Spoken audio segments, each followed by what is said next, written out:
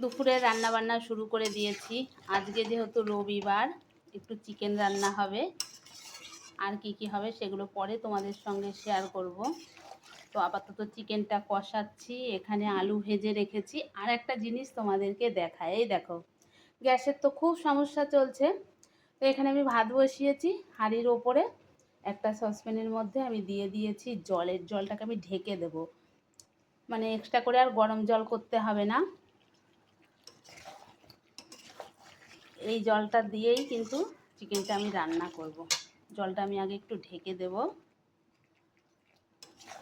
আর এই রকম কাজ কে কে করো জানিও। আজকে আমি তোমাদের সঙ্গে শেয়ার করলাম, কিন্তু আমি সবসময়ই কিন্তু ওর ওপরে গামলাতে করে একটু জল বসিয়ে দিই। ওই জলটা আমি রান্নার কাজে ব্যবহার করি। আর এই পদ্ধতিটা কে কে করো জানিও। চলো পরে কথা হবে।